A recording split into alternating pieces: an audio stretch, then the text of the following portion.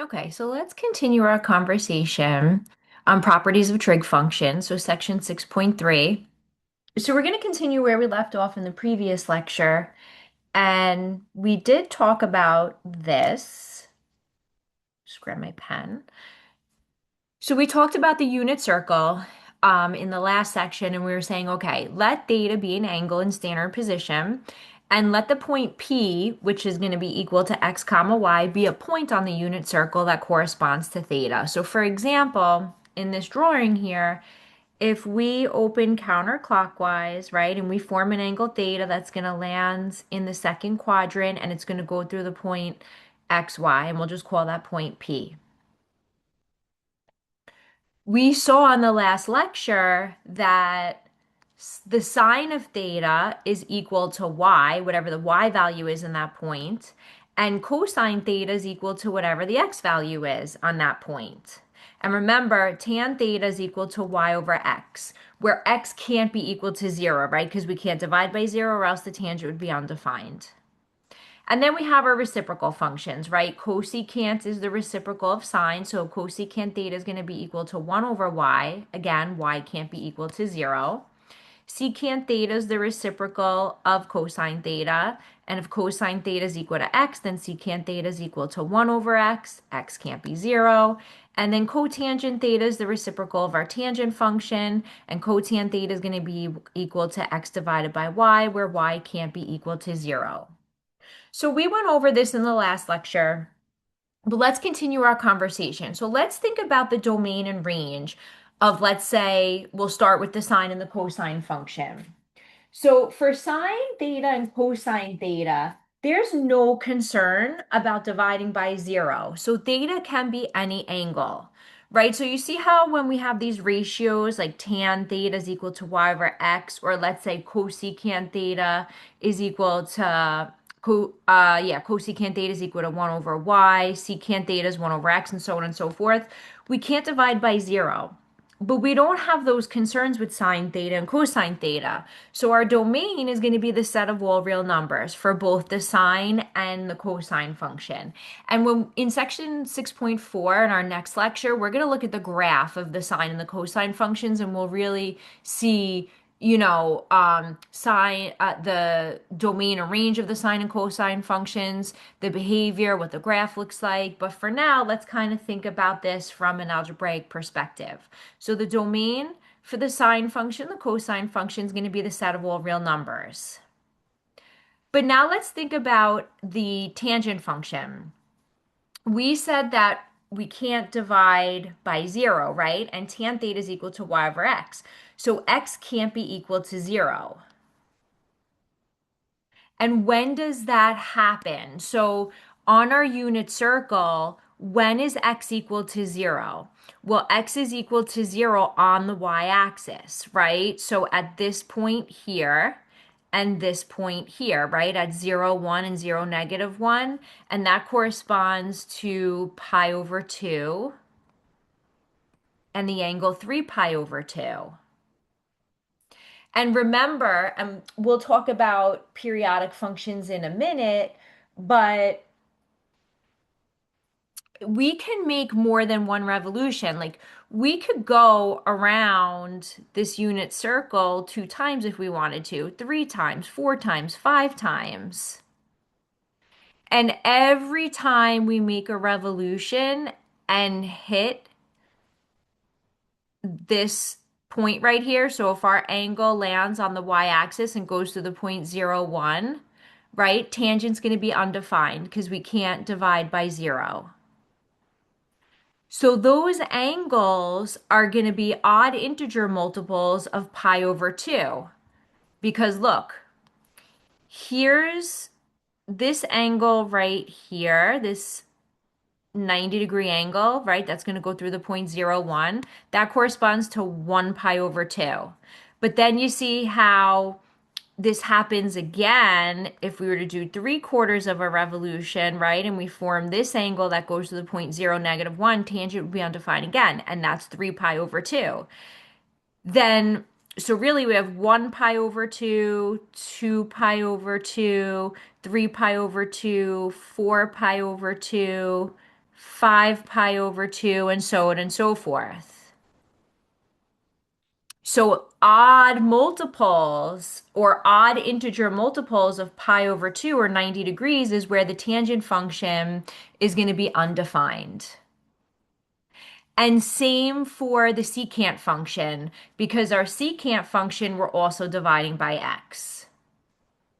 So the domain of the tangent function and the domain of the secant function is the set of all real numbers except those odd integer multiples of pi over 2 radians or 90 degrees, right? Because those trig function values are going to be undefined. And then when we're talking about cotangent and cosecant, so cosecant and cotangent, we have to worry about when y is equal to 0, right? So when is y equal to 0? So let's get rid of all this. Y is equal to 0 on the x-axis, right? So at this point right here and this point right here that I just highlighted in yellow, right? That's when y is equal to 0. So this angle, right, the straight angle that goes through the point -1, 0 is pi radians or 180 degrees, right? And then if I keep going, when I get back to an angle of 2 pi or 360 degrees, we're going to go through the point 1, 0, where again, cotangent and cosecant are undefined. So the domain for the cotangent function and the cosecant function is going to be the set of all real numbers except integer multiples of pi or 180 degrees. So I think it's important that from this algebraic perspective, before we actually look at the graphs of these functions over the next two sections, that you understand why we have to omit these particular values from the domain. And then here I just summarized the function and the domain for each one of the functions. Now, let's talk about, and we kind of already talked about this and we'll talk about range when we get into the next section. I'll save that for the next section. We'll look at the graph of these functions, sine, cosine, tangent, and we'll talk about the range. But I want to talk about the period of the sine and the cosine function. So let me go to the whiteboard for a minute.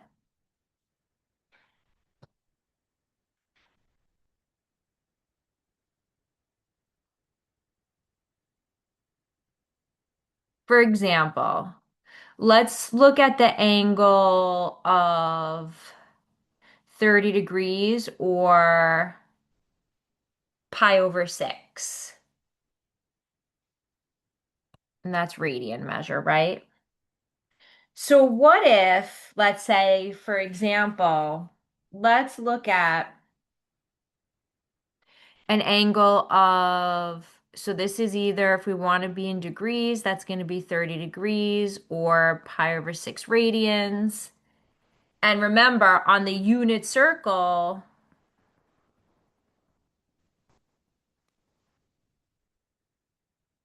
so let's say that's the point 1, 0, 0, 1, -1, 0, and then 0, -1, right? So remember, a 30-degree angle or an angle of pi over 6 radians is going to go through the point radical 3 over 2, comma a half. So that means that the sine of 30 degrees is equal to y, which is 1/2. And the cosine of 30 degrees is equal to radical 3 over 2, right? Because that's equal to x.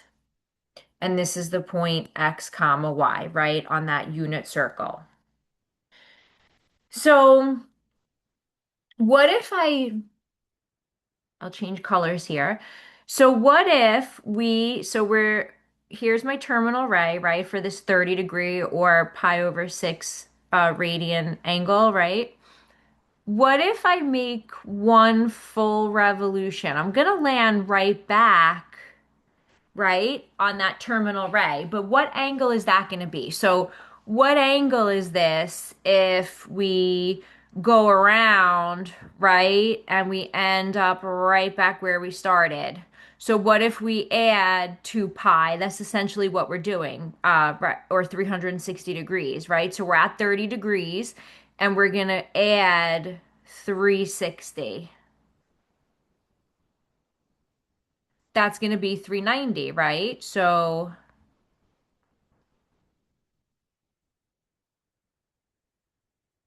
an angle of 390 degrees, that angle theta, right, is going to have the same sine and cosine function value, a half and radical 3 over 2, right? Because it's going to go through the same point on the unit circle.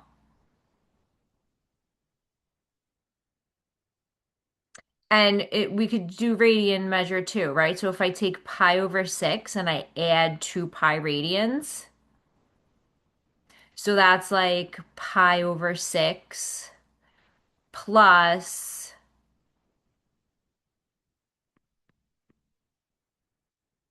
12 pi over 6, right? Because 12 divided by 6 is 2, but now I could add them. So I'm going to get 13, right? 1 pi plus 12 pi is going to be 13 pi over 6 radians. So this would be an angle of 13 pi over 6 radians. But again, it goes through this point, radical 3 over 2, comma, a half on the unit circle. So it's going to have the same trig value functions. So sine and cosine are periodic functions. So if we add or subtract into, integer multiples of 2 pi or 360 degrees, if we're in degrees, to whatever that angle theta is, the values of sine and the cosine function remain unchanged. And that's for all theta. So the function's going to repeat itself every 2 pi or every 360 degrees. So that would be the period of the sine and the cosine function. The period's going to be 2 pi if we're in radian measure. And we'll talk about the period of the tangent function in the next section when we explore the graph of the tangent function.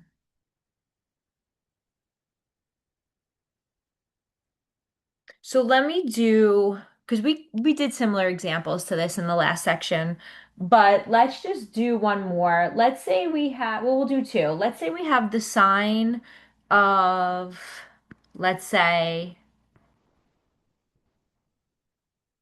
17 pi over 4.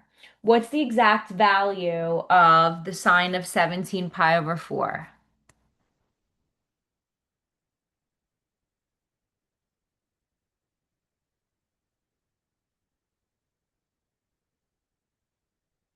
So think about really how many times did we have to add 2 pi and to what to get to 17 pi over 4? So in other words, if we keep subtracting 2 pi, right? So look, if we subtract 2 pi, which is really 4 pi, I'm sorry, 8 pi. Let me just make that neater.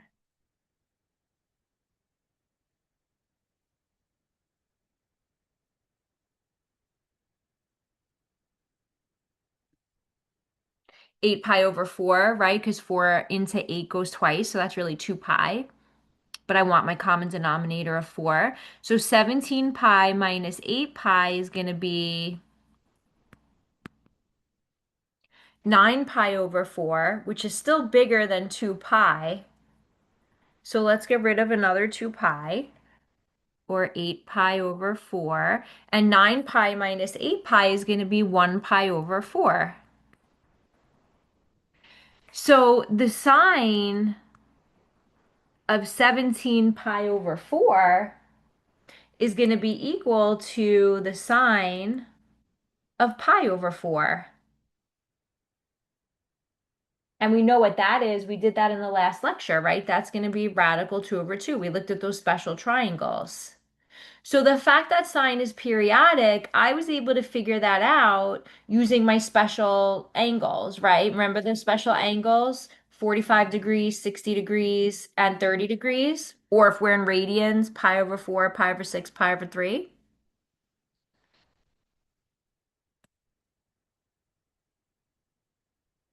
So let's do one more. What if I had the cosine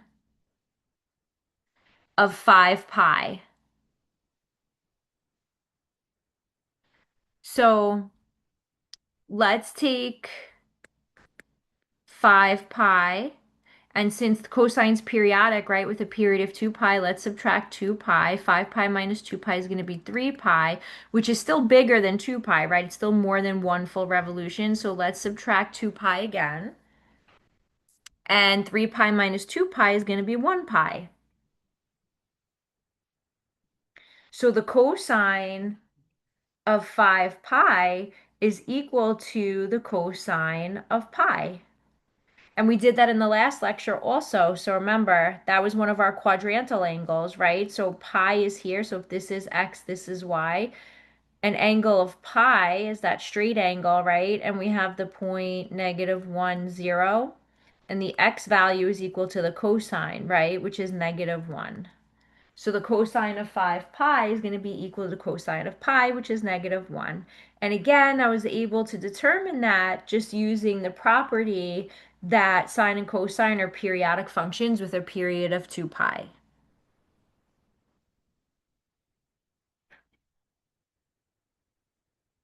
So I'm just going to go back to the notes.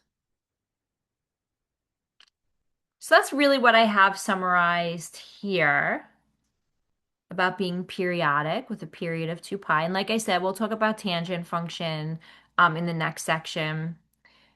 Let's talk about the signs of trigonometric functions. This should be a review, and I think there might have been in one of those Khan Academy videos that I posted in the review section of the trig. I think it goes over this, but let's just do this together anyway, because this is really, really, really important. So what does this all mean here? Well, look, let's go to the whiteboard. So here's x, here's y, and let's start with an angle theta. And on the unit circle, it's going to go through the point XY. Now remember, sine theta is equal to Y, cosine theta is equal to X, and tangent theta is equal to Y over X, right? Now, if we're in the first quadrant, right? So here's quadrant 1, quadrant 2, quadrant 3, and then we have quadrant 4, right? If we have a point XY that's in the first quadrant, both X and Y are positive, right? X is positive, Y is positive. So sine theta is going to be positive, cosine theta is going to be positive because sine theta is equal to Y, cosine theta is equal to X, both are positive, right? And tan theta is also going to be positive because it's Y divided by X, and a positive divided by a positive is positive. So for the reciprocal functions, right? So cosecant theta is going to be 1 over y.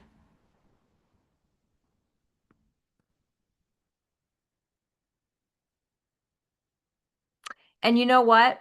Let's expand this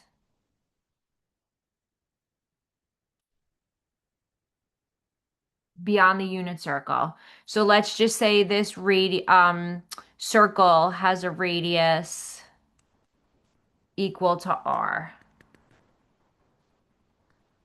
Okay, so this circle has a radius r. So remember, sine theta is equal to y over r, cosine theta is equal to x over r, tan theta is equal to y over x.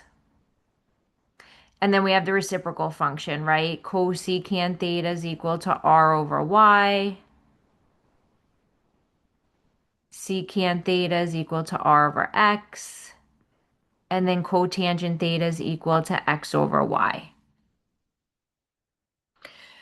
So all of these ratios are going to be positive. So all our trig value functions, sine, cosine, tangent, and their reciprocal functions are going to be positive for angles that live in the first quadrant.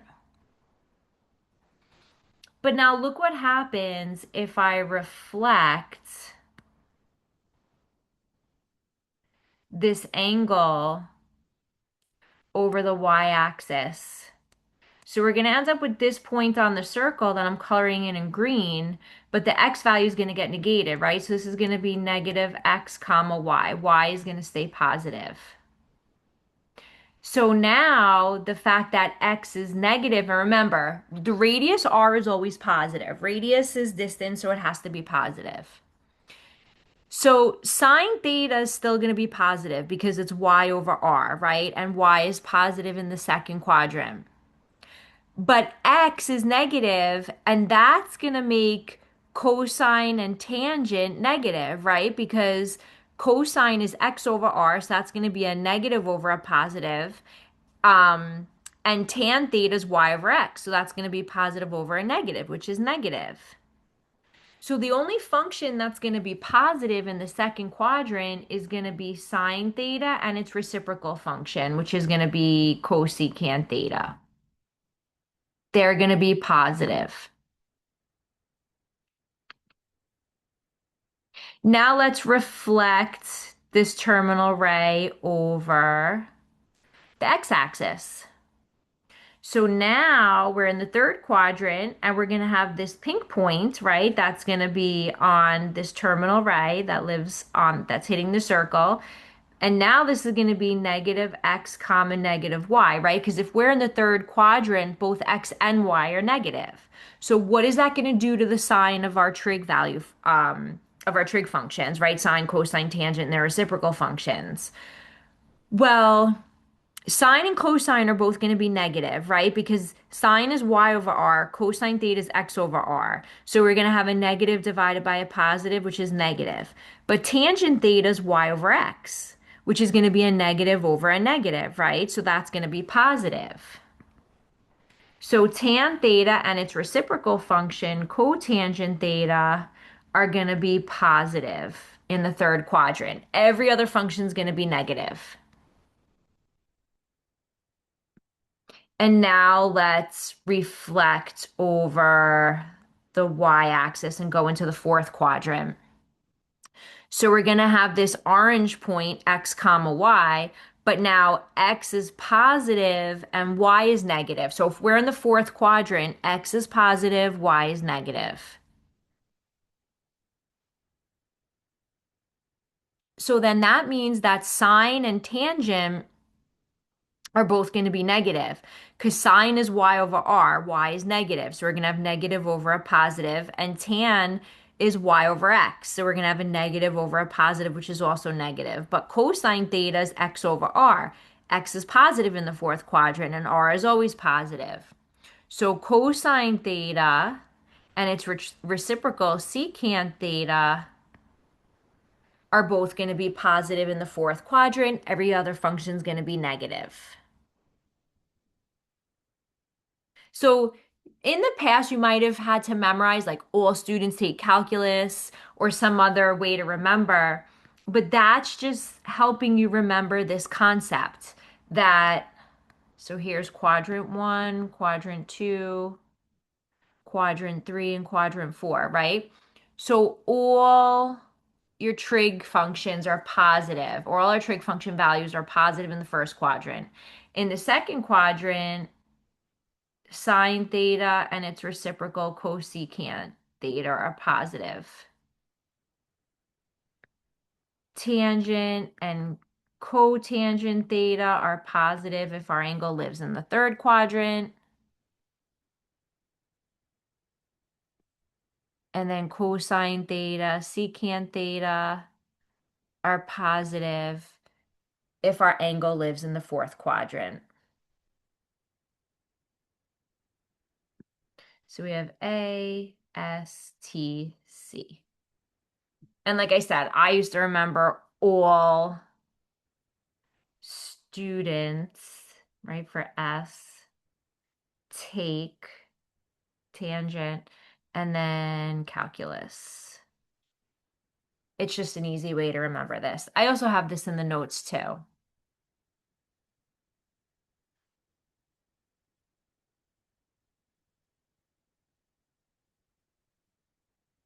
So that's what I have summarized in this table right here. And then also in this diagram. That's pretty much the one that I was sketching on the whiteboard. So these are the signs of the trig function values. So let's do some exercises. Let's go to the worksheet.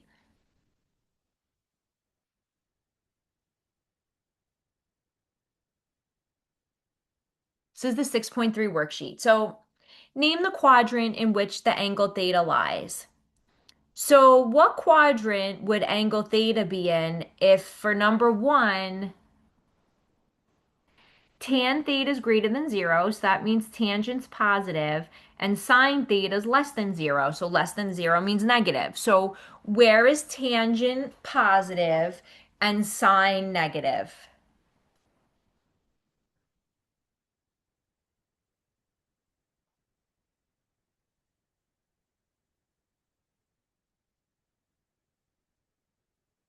So we have tan theta is greater than zero, which is positive.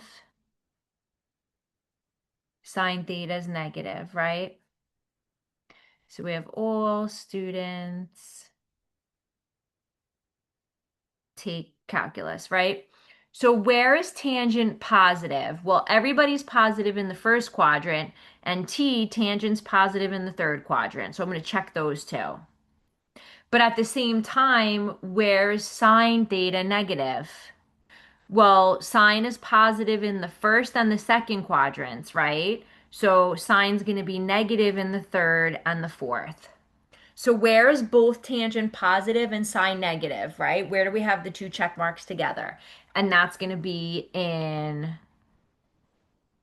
quadrant 3.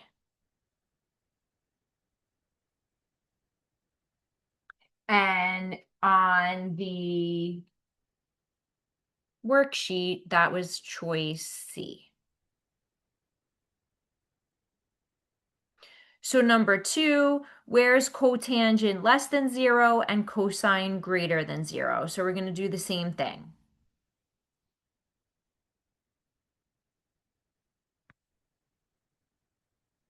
So for number 2, when is cotangent theta less than 0 and cosine theta greater than 0?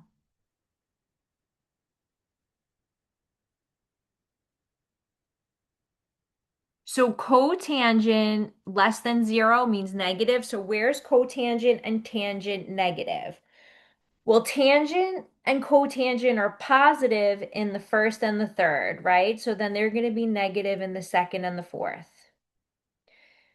And then where is cosine theta positive? So cosine theta is positive in the first because everybody's positive in the first, then cosine theta is positive, cosine theta is positive in the fourth.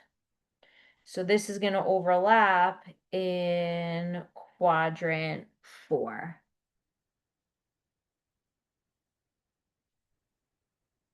which is going to be choice D, it looks like.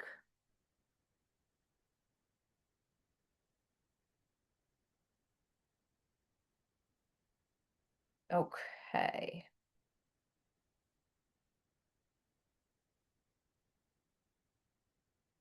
So 3 says solve the problem. Which of the following trigonometric values are negative?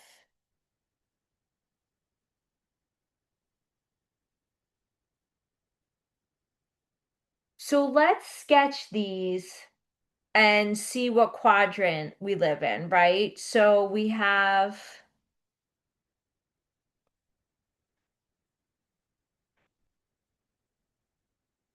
so this is number 3.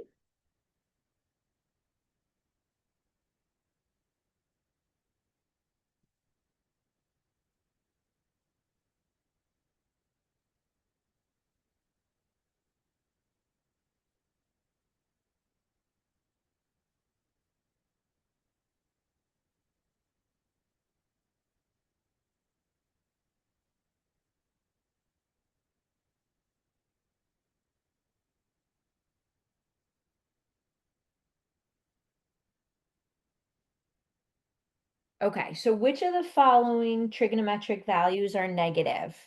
And I don't want to use the calculator. I just want to think about this, right? So look.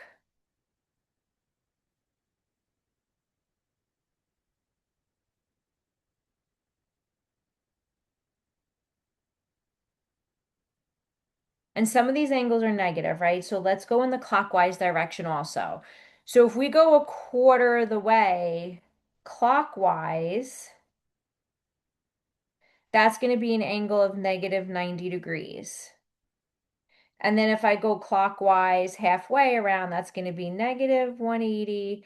Then we're going to have negative 270 and then negative 360. So I put my negative angles in pink. All right, so sine of negative 292. Well, where does an angle of negative 292 live? That's going to be in the first quadrant, right? Because negative 292 is between a negative 270 and a negative 360. So that's going to be in the first quadrant. Sine is positive in the first quadrant, right? So this is going to be quadrant one, and sine is positive.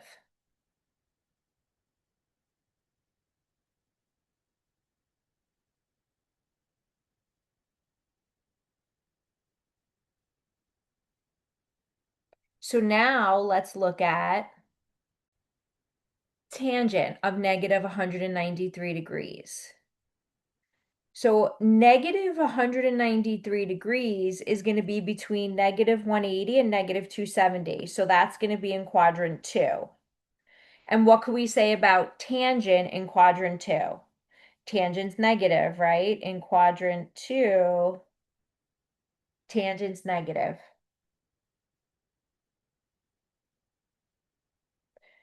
So far, tangent negative 190 degrees is going to be negative. What about cosine of negative 207 degrees? So negative 207 is going to be between negative 180 and negative 270. So that's going to be quadrant two again. So that's going to be quadrant two. And cosine in quadrant two is negative because remember, sine and cosecant are positive in the second quadrant. Everybody else is negative. And then what about cotangent of 222 degrees? So 200, positive 222 degrees is going to be in the third quadrant, right? Because it's between 180 and 270, 222.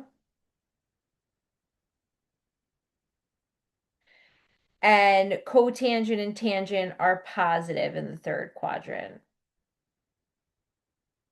So for number three, we were just looking for which of the following trigonometric values are negative. So that's going to be these two guys, tangent negative 193 degrees and cosine of negative 207 degrees. So that was choice A because that was 2 and 3.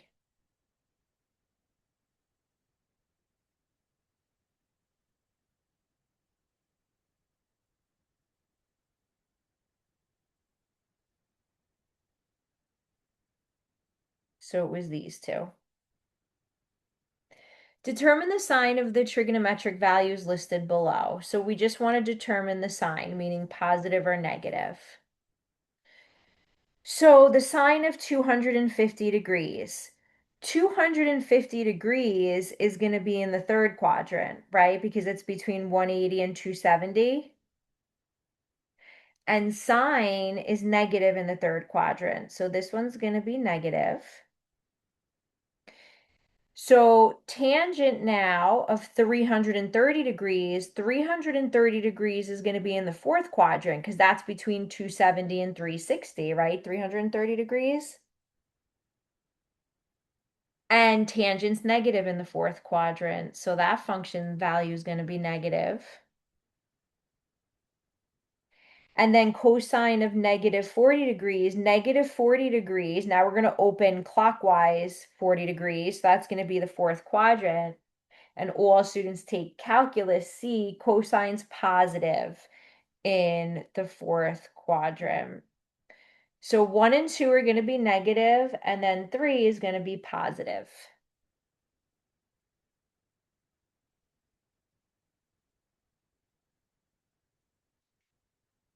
So number 5 says, in the problem, sine theta, cosine theta are given. Find the exact value of the indicated trig function. So the purpose of this is just to review our relationships or our identities. So let me go back to the notes for a minute before we answer these questions. So let me just remind you of some identities. The reciprocal identities, right, we should have down by now. So cosecant theta is the reciprocal of sine theta. Secant theta is equal to 1 over cosine theta. Cotangent theta is equal to 1 over tan theta.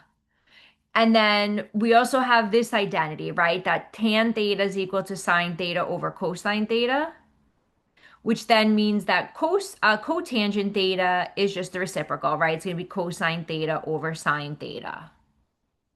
So keeping that in mind, let's look at number 5. So number 5 says, all right, if we know that the sine of theta is equal to 2 radical 2 over 3 and cosine theta is equal to a third, what's tangent theta? Well, tan theta, remember, is just equal to the sine of theta over the cosine of theta. So if I know sine and cosine, I could just take the quotient. So this is going to be 2 radical 2 over 3 divided by 1/3. And we just multiply by the reciprocal, right? So I'm going to get 2 radical 2 over 3 times 3 over 1. And then 3 over 3 is 1, and we're just going to end up with 2 radical 2, which is going to be C. So I'm just using that identity. And then in number 6, I told you, okay, sine theta is 2 radical 2 over 3, cosine theta is equal to 1/3. What's secant theta? We'll think of our reciprocal function, right? Secant theta is just equal to 1 over cosine theta. And cosine theta is equal to 1/3. So this is just going to be 1 over 1/3, which is just 1 over 1 times the reciprocal of 1/3, 3 over 1. And we're going to get 3. So just practicing using our identities.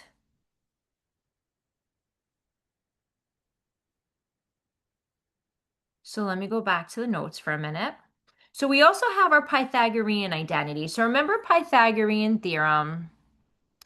If I have legs A and B and the hypotenuse is C, right? We know that A squared plus B squared is equal to C squared. And then remember when I extended this to our coordinate system? So if I had theta that was living, you know, in a right triangle on the unit circle, right? So we have the radius R, we have the base of the triangle is X, the height is Y. So the relationship is still going to hold these leg lengths of this right triangle. So leg squared or x squared plus leg squared or y squared would be equal to the hypotenuse squared or r squared. Now remember, x is equal to in a unit circle cosine theta. Y is equal to in the unit circle sine theta. And remember, r is equal to 1 in the unit circle. So if we replace those values, we're going to get sine squared theta plus cosine squared theta equals 1. So that's one identity that's going to be helpful to us. So sine squared theta plus cosine squared theta plus 1. Now, these other two come from this first one. So look, what if I decided to divide everybody by cosine squared theta, let's say? So sine squared theta over cosine squared theta, that's because sine over cosine is tan, right? So then sine squared theta over cosine squared theta is just going to be tan squared theta. And then cosine squared theta over cosine squared theta is 1. And 1 over cosine squared theta is the reciprocal of secant squared theta. So that would be equal to secant squared theta. So that's where this identity comes from.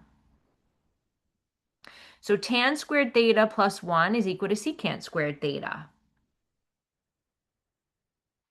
And then what if I decided to divide everybody up here by sine squared theta? Well, sine squared theta over sine squared theta is equal to 1. Cosine squared theta over sine squared theta is going to be equal to cotangent squared theta. So we're going to have 1 plus cotangent squared theta. And that's going to equal to 1 over sine squared theta, which is just cosecant squared theta. So another way we could look at this identity is that cotangent squared theta plus 1 is equal to cosecant squared theta.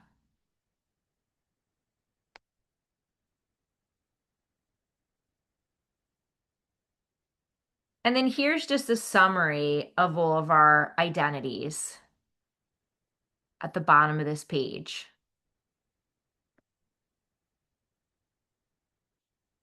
So let's just practice. Let's go to the worksheet. So 7, 8, and 9, use the properties of the trig functions to find the exact value of the expression. Do not use a calculator. So if I have sine squared 80 plus cosine squared 80, right? That's like sine squared theta plus cosine squared theta.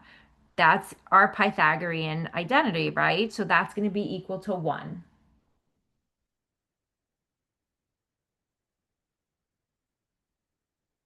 For 8, we have secant squared 65 degrees minus tan squared is 65 degrees. So we were just looking at that one, right? So secant and tangent squared is this guy. So if we take away tan squared from both sides, we're going to have 1 equals secant squared theta minus tan squared theta, which is what we had here, right? Secant squared 65 degrees minus tan squared 65 degrees. So that's just going to equal 1 based on that identity.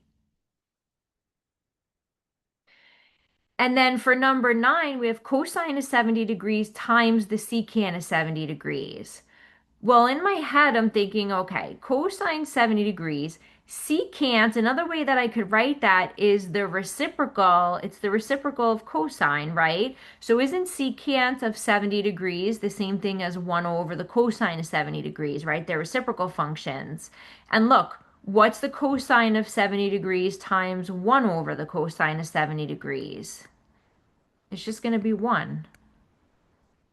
So, a lot of times these identities are useful in helping us simplify certain expressions.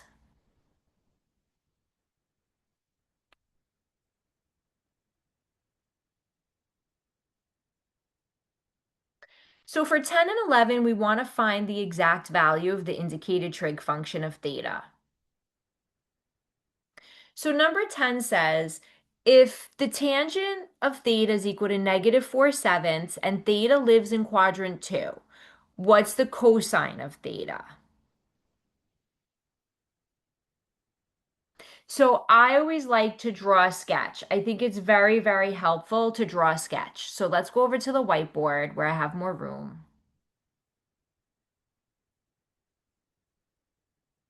So this is number 10. So we have tan theta equals negative 4/7. Theta is in quadrant 2. And we want to find the value of cosine theta. Okay, so go to quadrant 2, sketch our angle.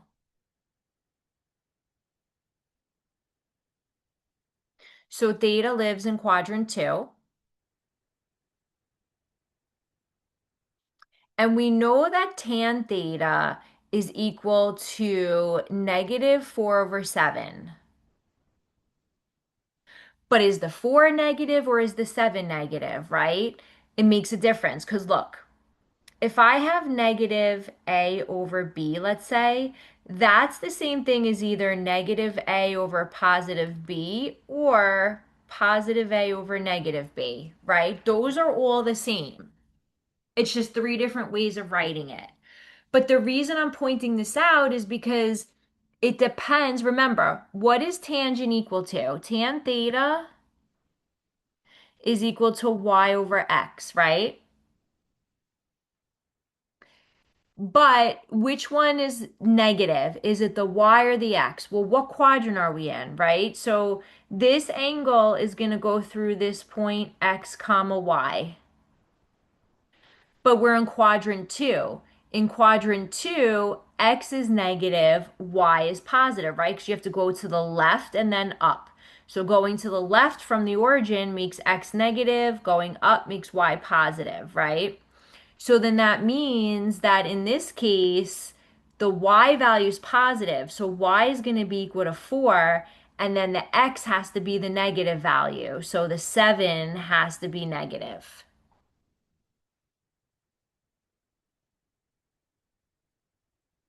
So far I know, okay, y is equal to 4,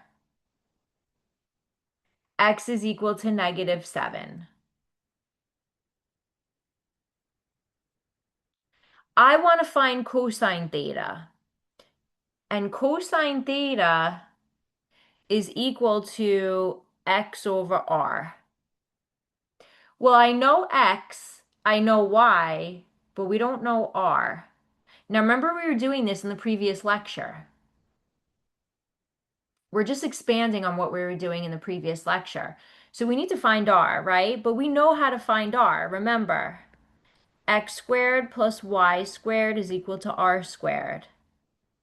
So x squared is going to be negative 7 squared plus y squared, so plus 4 squared equals r squared. So we're going to have negative 7 squared is 49, plus 4 squared, which is going to be 16.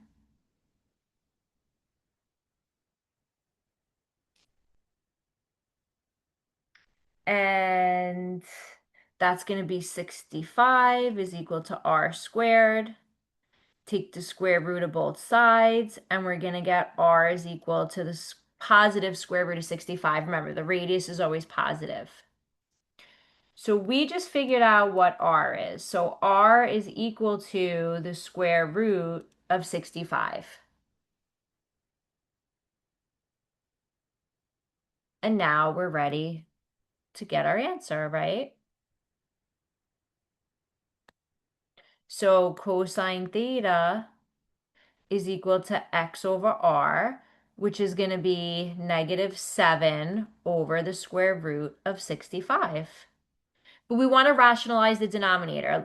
We're not going to leave our answers with a radical in the denominator. So multiply by radical 65 over radical 65. So we're going to get negative 7 radical 65 over 65.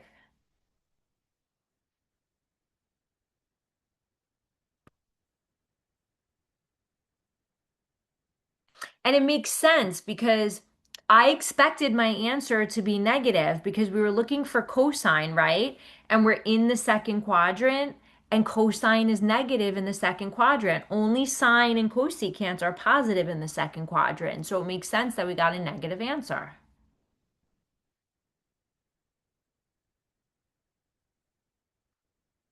Now, let me show you another way we could have done this. We could have used identities.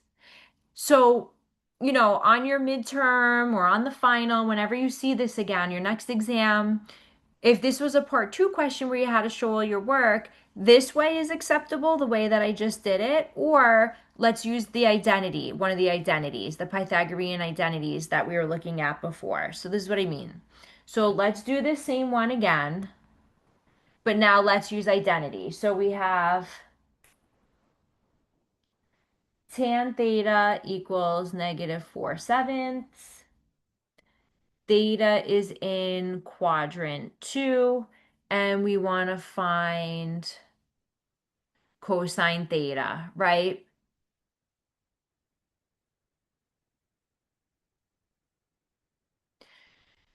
So I'm thinking, all right, which one of these like versions or forms of the Pythagorean identity is going to help me right now?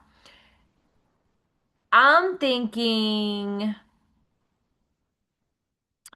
what if we use, okay, so I just switched it. So now you guys could see this. I didn't have it displayed. Okay. So I'm thinking using the second one. And the reason is we have tangent. I know the value of tan theta, it's -4/7, and we want to find cosine. I don't have a tangent and a cosine together in the same identity, but I do have a tan squared and a secant squared. But remember, secant is just the reciprocal of cosine. So I can get cosine if I take the reciprocal of secant, right? And I know the value of tangent. So I'm going to use this second identity, tan squared theta plus 1 is equal to secant squared theta. So let's go back to the whiteboard.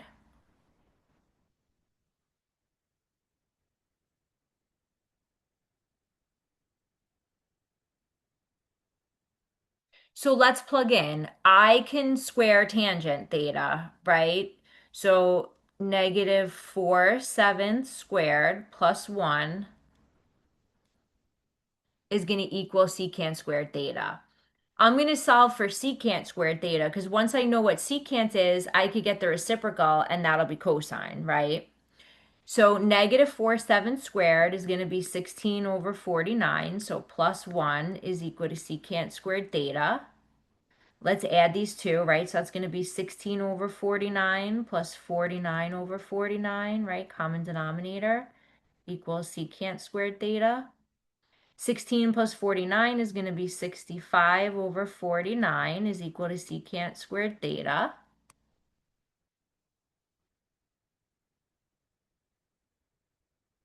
Now take the square root of both sides, right, to get secant theta.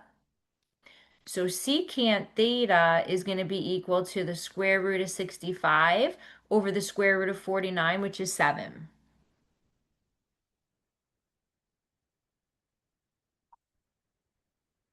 But remember, we're in quadrant 2, and secant and cosine are negative in the second quadrant. So remember, when we take the square root, we have two roots, the positive and the negative.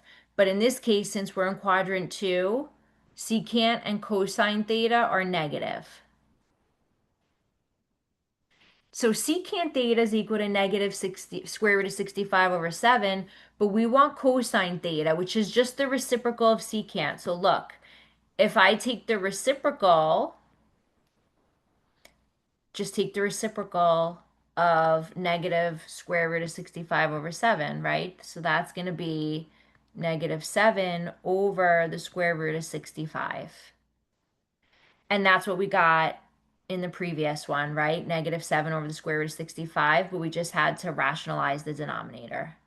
So when we rationalize the denominator, we get -7 times the square root of 65 over 65. And that's cosine theta. They're about the same amount of steps, honestly. I don't think either way is quicker. It's just a matter of preference. It's just looking at it from two different perspectives. So you could either solve it the way we did on the previous slide, or you could use one of your identities.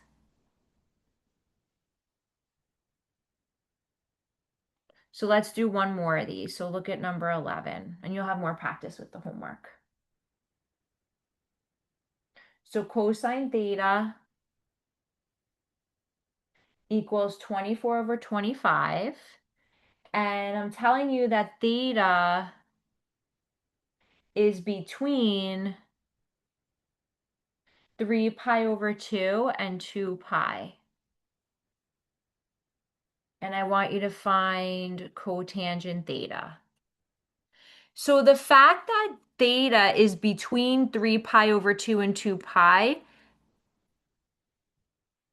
here's 3 pi over 2, here's 2 pi, that's going to be quadrant 4. So basically, I'm telling you we're in quadrant 4.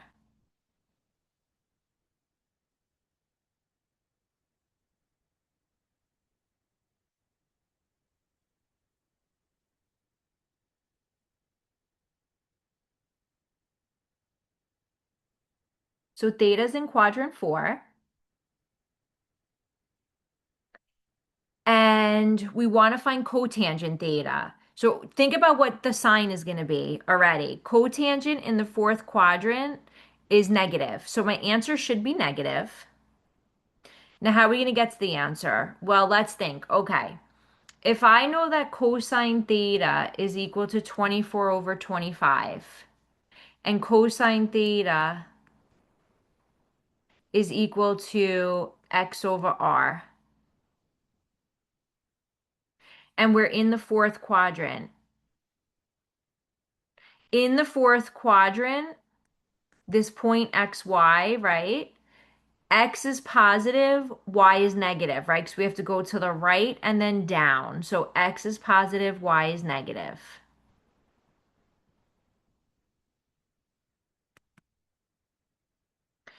So we can say that x is equal to positive 24. R is positive 25 because it's the radius. It's always going to be positive, and we know x has to be positive, so x is positive 24. And now we want to find cotangent theta, which is the reciprocal of tangent, right? So this is going to be x over y. And y is going to be negative, right? We already know what x is. It's 24. We need to solve for y. So we could do x squared plus y squared equals r squared if we want to solve for y, right? Because this is going to be 24 over whatever y is. So let's take x squared. So x is going to be 24 squared plus y squared is going to be r squared, which is 25 squared. So subtract 24 squared from both sides. So y squared is going to be equal to 25 squared minus 24 squared, which is going to be 49.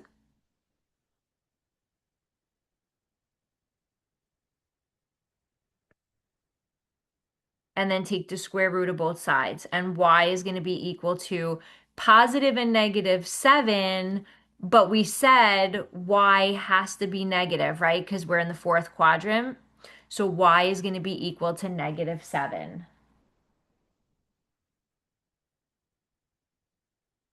So then my answer, now that I have y, cotangent theta is going to be equal to 24 over negative 7, which is just negative 24 over 7. And that was choice D.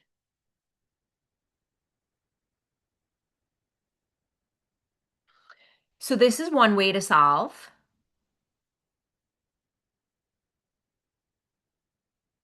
We could also do this using an identity. So let's do cosine theta is equal to 24 over 25. And we said theta is in quadrant 4, right? And we want to find cotangent theta. So the fact that I know cosine and we're looking for cotangent, what identity can help me? So I'm thinking cosine and cotangent, right? I don't have those directly in any of these formulas, but I do have tangent and secant, right? The reciprocal of tangent is cotangent, and the reciprocal of secant is cosine. So as long as I could just take the reciprocal, we could get our answer eventually, right? So look, let's use tan squared theta plus 1 is equal to secant squared theta.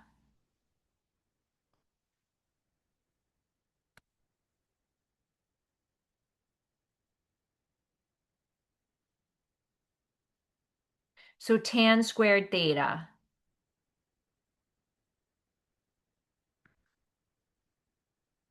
We don't know what that is, right? Because we're looking for cotangent, which is the reciprocal. So plus 1 is going to be equal to secant squared theta.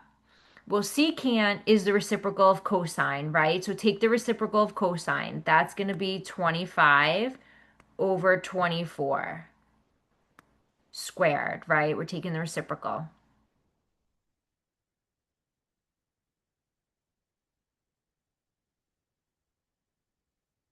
We want to solve for tangent, right? Because once I solve for tangent, then I could just take the reciprocal and we have cotangent. So I'm going to subtract 1 from both sides. So I'm going to have tangent squared theta is equal to 25 squared over 24 squared minus 1.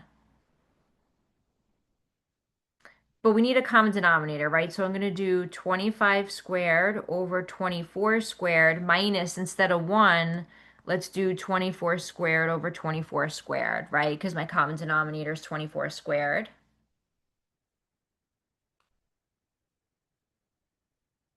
So I'm going to have 25 squared minus 24 squared over 24 squared.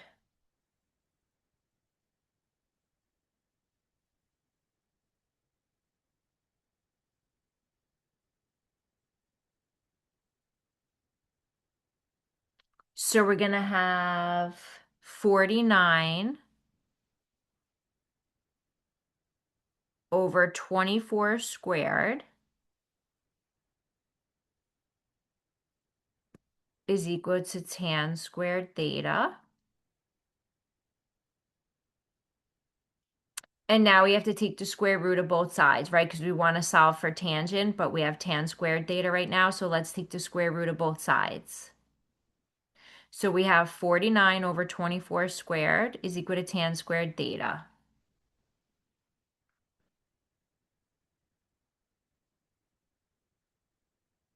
So we're going to take the square root of both sides. So tan theta is going to be equal to the square root of 49, which is 7, over the square root of 24 squared, which is 24. And remember, we are in the fourth quadrant where tangent and cotangent are negative. So when we take the square root, we have to take the appropriate root, right? So that's going to be negative 7 over 24.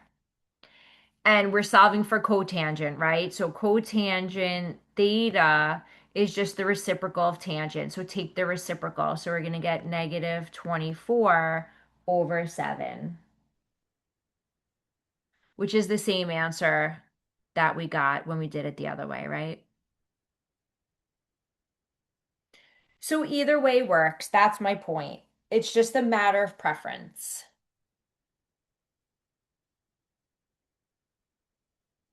So the last thing before we wrap up this section is number 12 and 13 say use the even odd properties to find the exact value of the expression. Do not use a calculator. So we really are going to get into this more in the next section when we start looking at the graphs of cosine and sine and tangent. We're going to talk about odd versus even functions. So cosine is an even function. I think it makes it easier to understand when we look at the graph because you're going to see the symmetry with respect to the y-axis. But cosine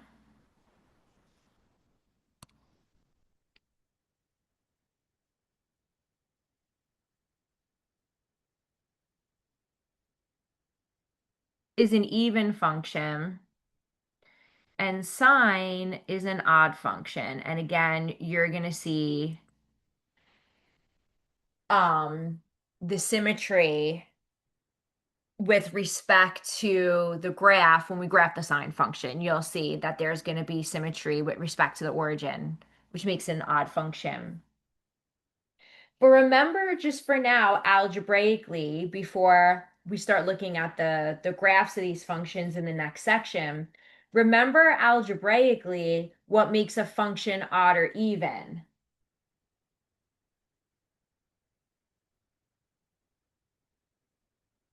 So remember,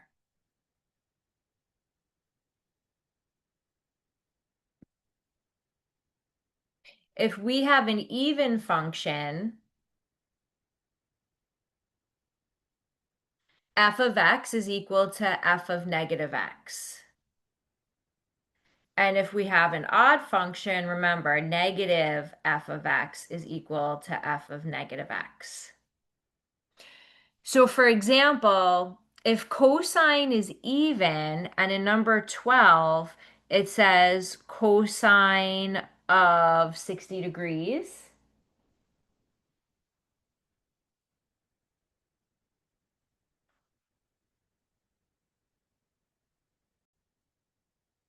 So I'm sorry, that's cosine of negative 60 degrees, right?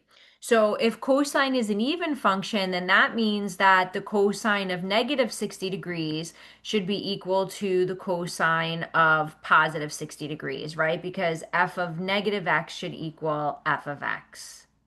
And we know what the cosine of 60 degrees is. The cosine of 60 degrees is equal to a half. So we did that when we were looking at those special triangles, those special angles and those special triangles. So the cosine of negative 60 degrees is equal to a half based on the fact that cosine is an even function. And like I said, we'll look more into this when we look at the graph. This is just more a review of odd versus even. And then number 13 says, find the sine of negative pi over 4.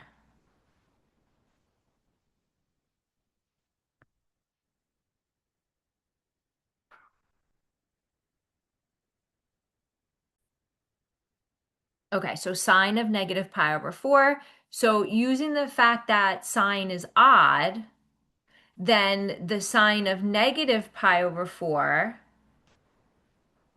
is going to be equal to the negative sine of pi over 4, right? So I'm using that fact, right? The definition of an odd function. And we know the sine of pi over 4 or 45 degrees is radical 2 over 2, or it's negative. So that's going to be equal to the sine of negative pi over 4, since sine is odd. So I'm just using the definition of odd versus even function to figure those two out. And you could check those answers in the calculator as well. But like I said, we'll talk about odd and even properties once we look at the graph of the sine and the cosine function in the next two sections. So this wraps up section 6.3. In the next lecture, we'll cover section 6.4.